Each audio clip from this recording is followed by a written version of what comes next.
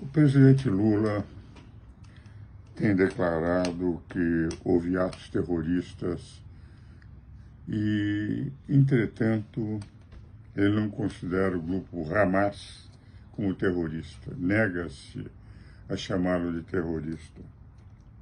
É interessante o seguinte, o presidente Lula. Vamos admitir que alguém entre numa escola e assassine pessoas. E todos veem o assassino. Perante a justiça, os assassinados tiveram um assassino. Como é que se chama aquele que assassinou se não um assassino? Como é que é possível assassinato sem assassino, ou atos terroristas sem terroristas, apesar de ver os terroristas aplicando os atos terroristas?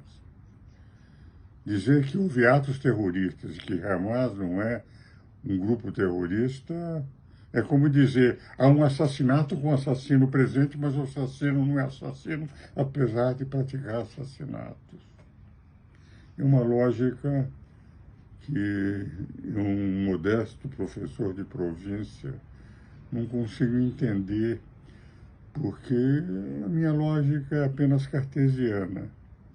E parece que é uma lógica diferente do presidente Lula, que até eu compreendo, porque Celso Amorim, seu conselheiro, prefaciou, segundo Magnoli, na Folha de São Paulo, um livro em que o grupo Hamas, um livro do grupo Hamas, dizia que tinham que utilizar todos os métodos para derrubar Israel.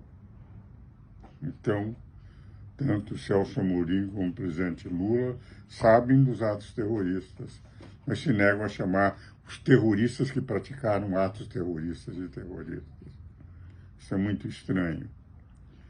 E é interessante o seguinte, mais estranho porque quando ele chama aquele grupo desarmado, a meu ver, de baderneiros, que invadiram o Congresso no dia 8 de janeiro, como se esses fossem terroristas sem que tivesse havido um tiro, ninguém ferido, e nega-se a chamar aquele que matou 1.300 pessoas desarmadas de terroristas, é muito estranho. É uma lógica que um velho de 88 anos não entende mais, porque eu continuo seguindo a lógica cartesiana, que 2 mais 2 são 4, não 2 mais 2 são 5 ou 3, de acordo com a conveniência daqueles que interpretam a lógica, da impressão que estamos com a nova língua de 1984, de George Orwell, em que o grande irmão mudava os fatos na sua linguagem de acordo com as suas conveniências.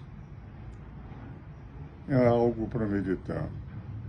Até porque também me preocupa o presidente Lula.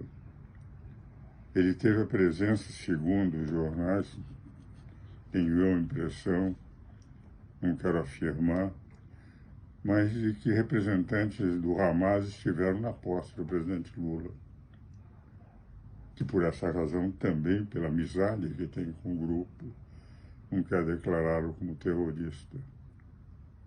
É amigo de um ditador notório, perseguidor, que matou pessoas, chamado Maduro, na Venezuela, e recebeu com honras aqui no Palácio do Planalto. É amigo de Ortega, esse ditador terrível da Noruega, da Nicarágua. É amigo dos ditadores de Cuba, a mais antiga e mais sangrenta ditadura que temos na América Latina, que Fidel Castro matou milhares de pessoas em paredões, sem julgamento. É amigo do ditador Putin, que iniciou uma guerra de conquista inadmitida pela ONU. É amigo de Xi Jinping, que é um ditador na China, porque na China, apesar de ter uma economia brilhante, porque é uma academia liberal, o governo é um governo ditatorial, comunista. é amigo dos ditadores do Irã. E mais do que isto, nessa amizade, enfim, ataca governos que muitas vezes, enfim, podem ter essa ou aquela linha, mas são escolhidos pelo povo. Então, no plano internacional, as suas grandes amizades são com ditadores. E fala numa democracia no Brasil em que chama de baderneiros, que não tinham nenhuma arma para dar golpe de Estado no dia 8, de golpistas e terroristas no começo. Hoje já não usa mais o tema terrorista, porque se utilizasse teria que aplicar o inciso 43 do artigo 5º da Constituição, em que os omissos, aqueles que não tomaram as cautelas que o governo de São Paulo tomou desde 6 de janeiro para evitar as badernas, teriam idêntica responsabilidade pela Constituição. Tudo isso me preocupa. Me preocupa porque o primeiro mandatário do Brasil é aquele que conduz a política brasileira. É aquele que, no seu primeiro governo, foi pragmático. Conversava com todas as correntes e conseguia ter o país em harmonia. E que agora, ideologicamente, divide o país. Lembrando-se que 60% do eleitorado brasileiro não votou nele. Ele teve 40% dos votos. 60 milhões de votos entre 150 milhões de eleitores.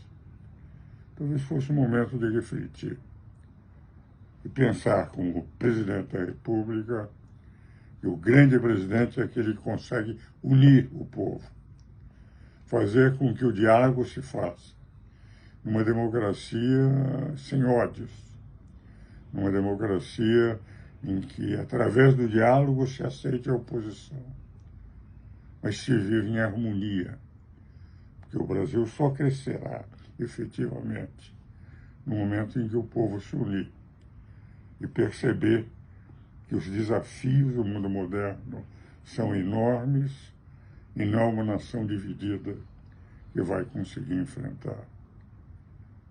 Gostaria que deixasse de ser o ideológico que é atualmente, para voltar a ser o pragmático que foi no seu primeiro mandato.